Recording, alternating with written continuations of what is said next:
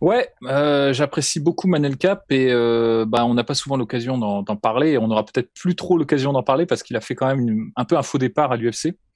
Il partait avec du vent dans les voiles parce qu'il était champion du Rising. Hein. Il avait pris le titre à Kai Asakura, il me semble que c'est ça, que je me trompe pas, par KO. Et j'aime bien parce que c'est un mec. Enfin, il a évolué quoi. Dans sa première partie de carrière au Rising, il était un peu chien fou. Il se lançait à corps éperdu dans des bagarres et tout. Et puis en fait, il s'est discipliné. Alors, il a notamment rencontré au cours de ses combats, il a combattu Kyoji Horiguchi dans le cadre du tournoi Bantam du Rising et il s'était fait complètement scouler par Kyoji Horiguchi. Mais bon, c'est quand même un des meilleurs flyweight, un des meilleurs bantam des deux catégories, donc il n'y a pas de honte.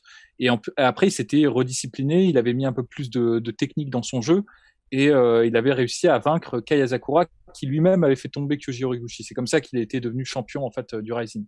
Il n'y a même pas eu le temps en fait que Kyoji Horiguchi revienne pour prendre son titre ou que Kai Asakura ait la revanche puisque il est parti ensuite à l'UFC.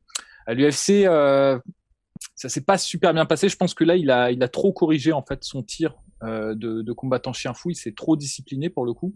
Et je trouve que les deux combats qu'il a perdus, le premier contre Pantoja et le deuxième, je crois, c'est Niklo, il me semble, le nom du gars, c'est un peu plus lui qui les a perdus que ses adversaires qui les ont gagnés. C'est-à-dire que dans les deux combats, enfin de mémoire, hein, parce que je les ai pas revus depuis, mais ce qui semblait évident, c'est qu'il avait la possibilité d'accélérer debout, mais qu'il était vraiment effrayé par la perspective d'être contrôlé au sol par des adversaires qui ont un meilleur grappling que lui, et donc il se déridait qu'à partir du troisième round réellement. Et c'était pas suffisant pour retourner à vapeur. Dans les deux combats, moi, il me semble que c'était un peu ça la dynamique des combats. Donc moi, je pense que là, c'est le combat de la dernière chance pour lui à l'UFC. Il est déjà à deux défaites. Deux défaites, généralement, t'en as pas trois hein, à l'UFC comme ça. Et donc, du coup, je pense qu'il va pouvoir lâcher un peu la bride. Parce que là, ça passe ou ça casse.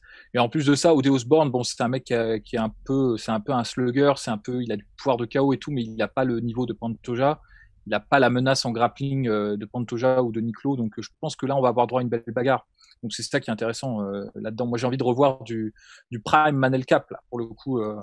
C'est un peu notre Crazy Charles Bennett à nous, hein, pour les anciens qui connaîtront.